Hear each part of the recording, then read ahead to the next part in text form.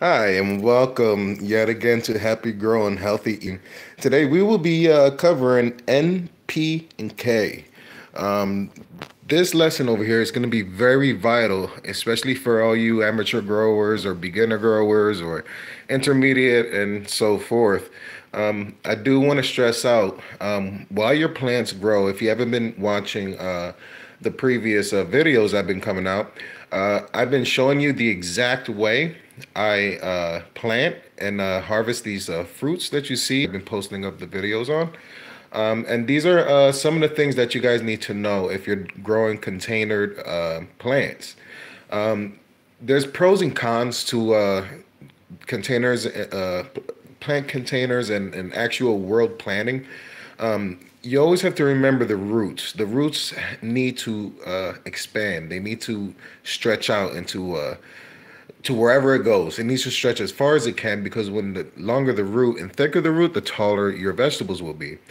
But in this case, if it's in container, when the rain comes, it washes all your food away, and then you have to refeed it. So this topic is going to cover NPK, okay, which we're going to start with N first. N is basically nitrogen. All right. And the sole purpose of nitrogen, okay, is responsible to ensure that the plant and the leaves are green. Okay. It's also responsible for new shoots. I don't know if you remember the video I had on the new shoots that were coming out. That's what nitrogen is responsible for. Once your plant away from that seedling stage and you've done your transplanting, if you were looking at the video, you can follow that step by step. Right now, you need to know when to use your fertilizers.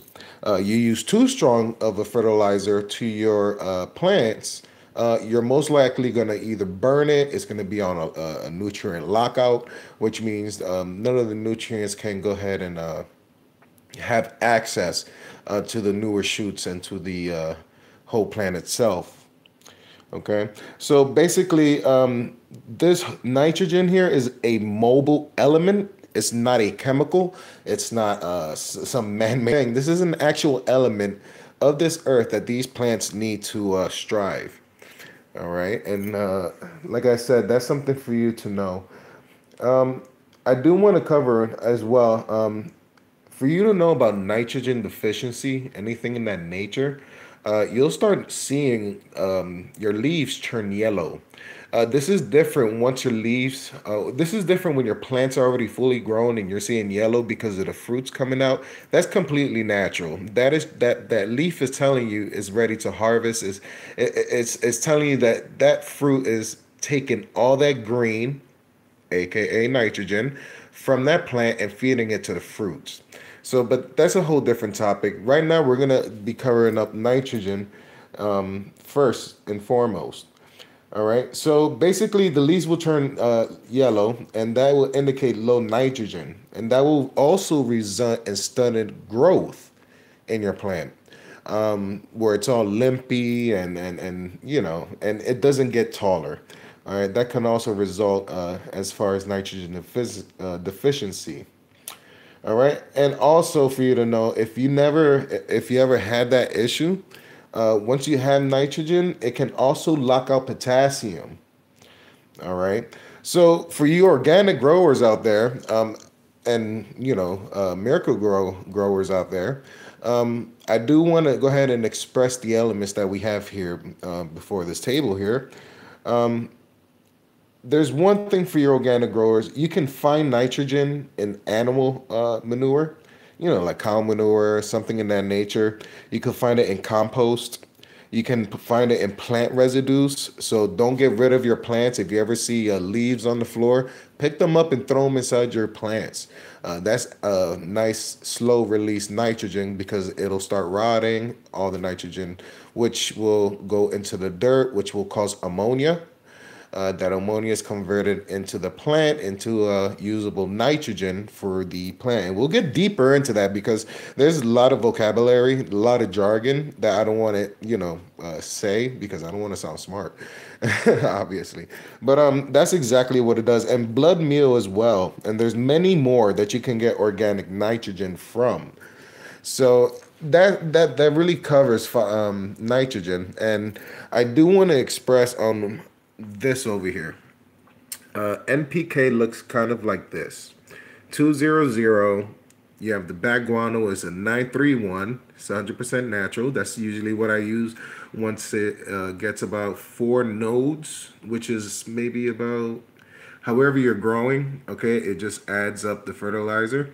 Now, for you grower people out there, if you're using Miracle Grow, you should always use this. This base, I don't know if you can really, let me see if I could zoom in here. I don't know if you can really see it.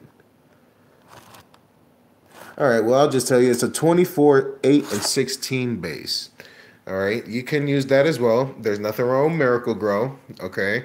You just got to know how to flush your plants once you're ready to harvest and eat them. And then over here, we have Orchid, which is a 630-30 base. So you can see the nitrogen coming off, and there's more phosphorus and more potassium, and I'll get into that soon. And then over here, you got the Kaching, 9, 50, and 10. And it's for essential oils. And shout outs to all of these manufacturers over here. And now one thing about phosphorus, which is P. P means phosphorus, and like I said, it stands for phosphorus, and phosphorus is responsible for healthy roots, our healthy root growth, and it's also responsible for the I'm sorry guys, for the flowing of fluid of fruits and yields. I don't know if you know what I mean about that. When you're growing the tomato, okay, it starts off small, okay? But when you start adding phosphorus to it, okay, it starts going to the roots. It strengthens the roots, which means it starts eating more and more food. So in return, phosphorus goes up your plant. Here, I have a better idea. It goes up the plant, the phosphorus, which feeds the yields, which are the flowers or foods or pods, you know, whatever you're growing in that nature. All right. And like I said before, phosphorus plays vital when you're in the blooming stage because you want to jack up the phosphorus because you want nicer, bigger, and juicier fruits. All right, so that's what phosphorus does, and there's many more of that plays into phosphorus. But I want to keep this very simple for you guys, so you guys don't overdose your plants. Now, always remember this: less is always better. Don't add a lot of food in one shot. Add a little bit at a time, and then gradually, when the plants start maturing, you can add your 630-30 base or your 950-10 base, depending on if you have fruits or you have little flowers, which are called shoots, that they want to produce bloom. So you will add something like this. So that's just a vital thing about NPK that you guys need to know. Now, there's another thing that you can find phosphorus if you're an organic grower. Basically, phosphorus can have decaying matter or rotten fruits. So if you're growing fruits in the back or anything in that nature, and they have maybe worms or whatever, go ahead and clean those worms out, whatnot. Take them out, and put the fruits in the dirt and let them decay. That's exactly where you can go ahead and get your phosphorus. And even speaking about worms, I do have, at the end of this live stream, I do have some worms over here. I don't know. Oh, there you go. You can see that. Look at that grub. I found the mother in my corn. All right. And these are the worms you have to hand pick out. All right. But I'll use those worms for natural compost, and they do love rotten fruit as well. So that's in another video. And like I said, for the last one is K, which is the number 1. That's a 30 at the end, and that's a 10 at the end. So K is potassium. All right, potassium is responsible for any disease. It makes your whole plant disease resistant, okay, to any type of pest. And it also helps the overall health of your plants. Okay, so Potassium is very important for your plants. So if you are experiencing those mites or worms or anything in that nature, go ahead and jack up your potassium. All right. And that's where I usually do this, a 30-30. And I usually make it type of tonic for my garden back here because it requires certain type of elements, not chemicals, that the earth give to the plant.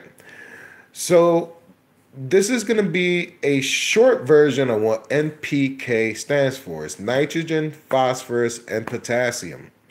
All right, you can also find potassium bananas. So use your banana peels, put them in your dirt, let them decay over a period of time. It's an active slow releaser, and you'll definitely be fine on that.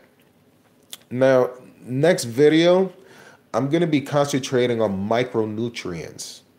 All right. Now you have NPK, which is your natural nitrogen, phosphorus, and potassium. But then when you go into your micronutrients, which is your active moving nutrients like iron, manganese, I mean, name it. You know what I mean? Here, I could show you over here. Maybe like copper and boron, and we can go over here. No, even better yet. Oh boy, what does this have? Oh, there we go. I don't know if you can read this. All right, well, I'll read it to you guys. So basically, the micronutrients that has is boron, copper, iron, manganese, zinc. It has all that potash, and also I failed to tell you that you can get potassium through potash and if I'm saying this correctly, I don't chlorophyll, not chlorophyll, but anything in that nature. And then what does this have? This has calcium, magnesium. It's a water-soluble magnesium, iron. So those are some of the micronutrients that you have to really pay attention on. You know, we'll get that, and we'll do that in another video. And for all of you guys that subscribe to my page, thank you very, very, very much. I know that this is very educational out here. I do want to promote this as well to all of you guys that to get active and to really go out there and grow your own food. I mean, I can't stress enough exactly how safe it is growing your own food. You don't have to have a singularity of a doubt that, you know, something was tampered with your food. But yeah, that's the only thing that really sets the difference from it. So that's really going to conclude the video here. As I showed you before, I do have the basil leaves. They're already drying over there. I'm going to go ahead and make that into a dry herb. And then these beans over here, there's more in the room, but they're in the dark. Those are going to go ahead and do pretty nice. And shout out to the gardener from Michigan, I believe. I hope I got that right. Your garden is wonderful. I wish I had a backyard like that. And like I said, guys, always throw that thumbs up. Give me a subscribe. It shows me that that you guys really want to see these videos and that you're really learning exactly how to grow your plants properly and how to diagnose your plants when they have certain type of ailments. But right now, I'm just gonna go ahead, attend to these pots. Donated by Publix again. Thank you very much to Publix. Write down Forest Hill and Wellington Trace, so you know who you are. So yeah, guys, always give a thumbs up, please, and like and subscribe. Please do comment, guys. I really want to hear from you guys. So anybody, give me a comment, and if you have any questions, go ahead and hit it.